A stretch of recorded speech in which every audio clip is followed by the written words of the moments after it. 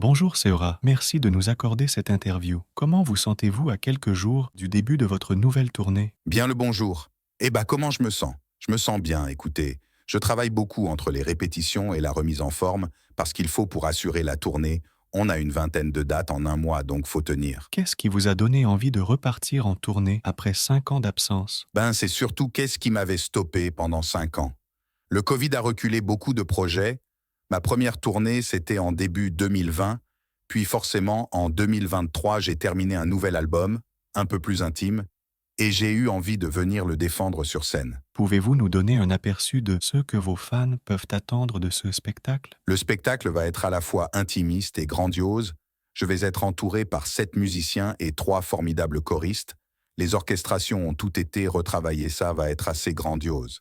Et à la fois intime, car on a trouvé un système pendant une partie du spectacle, où je jouerai du piano, ou même les gens qui seront tout au fond des salles, le plus loin, à plusieurs dizaines de mètres, se sentiront proches de moi, et je me sentirai proche d'eux. Quelle chanson êtes-vous le plus excité de performer sur scène? Les chansons du premier album et de mon EP qui ont toutes été retravaillées dans des versions surprenantes pour certaines par mes 2 chefs d'orchestre.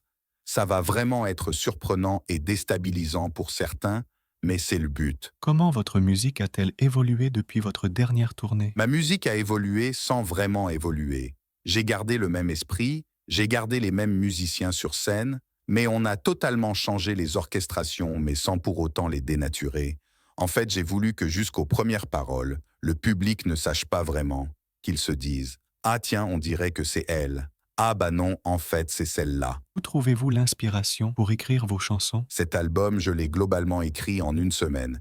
Quand j'étais parti en vacances dans le Finistère, je me suis assis sur un rocher à regarder la mer, et là, plein de titres me sont venus. Comment décririez-vous votre relation avec vos fans? Une relation assez spéciale. Pendant ces 5 ans, je recevais chaque jour des messages sur Instagram ou des lettres écrites à la main. J'ai toujours pris à cœur de lire toutes les lettres que je recevais, et de lire et de répondre au plus de messages sur Instagram que je recevais. C'est important. Quel est le meilleur souvenir que vous ayez d'un concert passé? Toujours ce moment au début du concert, après la première chanson, quand je vois ces centaines, ces milliers de personnes debout qui applaudissent, ça me fait toujours chaud au cœur. Après cette tournée, avez-vous déjà des projets ou des collaborations en cours? Un nouvel album, qui sortira très bientôt, et une nouvelle tournée dans la foulée. J'attendrai pas 5 ans cette fois-ci, avant de revenir. Merci beaucoup, Sera, pour cet entretien. Nous vous souhaitons beaucoup de succès pour cette nouvelle tournée. Merci à vous de m'avoir accueilli chez vous.